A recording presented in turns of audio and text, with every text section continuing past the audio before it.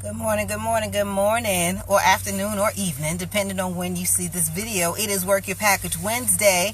How y'all doing today? My name is Ayanna Castro. I am the founder and chief maven of Work Your Package, and you know how this goes already.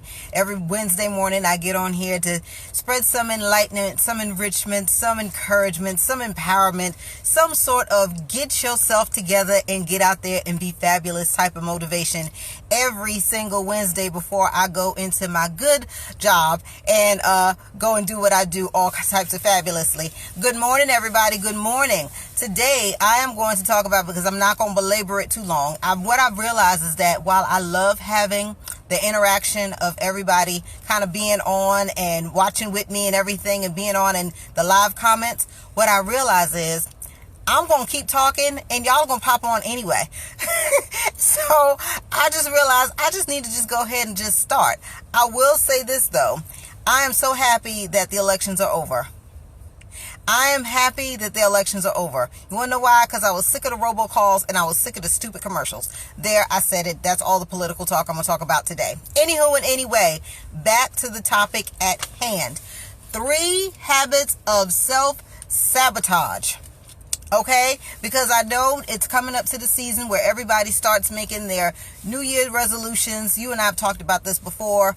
I don't do New Year's resolutions. I reevaluate my life every birthday. So every birthday, I do a different evaluation. I reevaluate where I'm at, where I'm doing. Green in my hair for the holiday season? No, sir. I'm not doing that. Nope. Not doing it. This is it. This is all. If y'all don't like this hair color, then too bad. This is it. That's all. Anyway, people are doing New Year's resolutions. Marcus, your pain. People are doing New Year's resolutions now, and they're talking about what they want to do for the next year. So what I wanted to do was provide just 3 habits of self-sabotage that you need to kind of think about when you're in the process of doing your New Year's resolutions.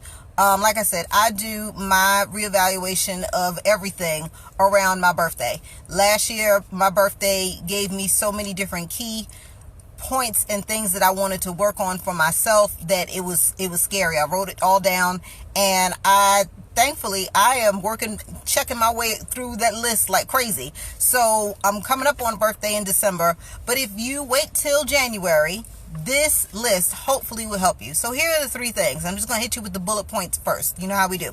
The first thing is negative self-talk. The second thing is living in the past. And the third is a lack of ridiculously ambitious goals. So let's talk about the first one, negative self-talk. So let me give you this scenario. You have a friend of yours who's really going through a tough time. They're having a rough day. They walked into work, their boss is getting on their nerves. They get home, their kids are acting a fool. They go and volunteer at the PTA, and the PTA president is giving them the blues. They just had a rough day. Do you sit up there and tell your good friend, well, that's what you get.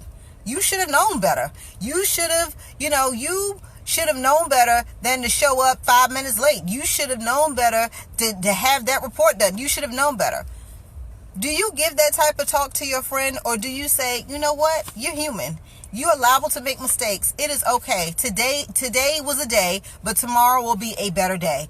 Do you give them that same negative talk that you say in your head? Or do you give them kind and loving words to remind them that they're human and prone to mistakes? Are you as caring and loving with yourself that you are with others? Are you as sweet and generous with yourself as you are with others? I know people who will go out of their way to do something for others, but when you ask them when's the last time they took a moment just for themselves, they'll sit there and be like, well, I did read that magazine while I was waiting for my kids to finish cheerleading. What? Do you take care of yourself the way you take care of others? Do you talk to yourself in such a way that you remind yourself that you were just as special as anybody else? Do you? So cut out the negative self-talk. That is the first habit of self-sabotage. The second one is living in the past. My good friend and I, from New York, we have this saying, if was a fifth, we'd all be drunk. If was a fifth, we would all be drunk. If, shoulda, woulda, coulda. It didn't happen, right? And if it did happen, you can't do anything to change it. Why live in the past? Why keep regurgitating the same miserable experiences over and over and over again? Regurgitating those same miserable experiences is what leads you to that self-negative talk, because that will remind you of the mistakes that you made in the past, and then you continue that cycle. So why continue to live in the past when you have this entire future in front of you? Yes, we all make mistakes. Yes, we have all messed up majorly, seriously, hugely, bigly. We have all messed up. But living in the past, and even worse, holding other people to their past mistakes as a barrier to keep you from moving forward into a more positive relationship, whether it be at home, at work, or in your organizations, that doesn't help either. It's a self-sabotage, because you keep yourself in this perpetual loop. And on top of that, you continue to write the script of how you think a conversation is going to go. Well, I'm going to say this, and I already know they're going to say that, so I'm going to say this. And because they're going to say that, I'm going to say this. Let the past go. Just let it go. And I'm not telling you to be foolish and not be mindful, because Maya Angelou said it. When people show you who they are the first time, believe them. I'm not telling you to ignore that. Trust me, I'm not telling you to ignore that. But what I am telling you is to let that part of the conversation go. You could be mindful of who they are and how they operate and what they do, and still navigate yourself appropriately, and govern yourself accordingly based off of that. But don't have the entire conversation in your head as to what happened in the past. And lastly is my favorite: a lack of ridiculously ambitious goals.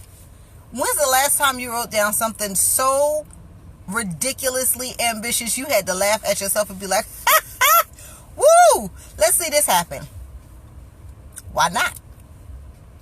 Having ridiculously ambitious goals gets you closer to your purpose, your mission here on earth than anything else. Your ridiculously ambitious goals are only ridiculously ambitious if you're not striving for them. Like if you just write them down and say, oh, that's a really wild goal, and that's it, you're not really doing much, right? You're just writing it down. But if you're not striving towards that ridiculously ambitious goal, it's self-sabotage, because you're limiting yourself. I can tell you my ridiculously ambitious goal. My ridiculously ambitious goal is to speak around the world talking about Work Your Package. That's my ridiculously ambitious goal. Can I tell you how a piece of that ridiculously ambitious goal showed up in London? Yeah, not so ridiculously ambitious. But when I said it 5 years ago, I was like, this is ridiculous. That's just not going to happen. That's whatever. It's just a goal. It's a goal. I want to strive for it. But, if it happens, it happens. If it doesn't, oh well. Like, I wasn't wedded to it until I got the email saying, hey, do you want to come speak in London? What? Have a ridiculously ambitious goal. Not having a goal to strive for, not having a goal that makes you giggle and giddy and excited every time you look at it is a form of self-sabotage, because you are limiting yourself.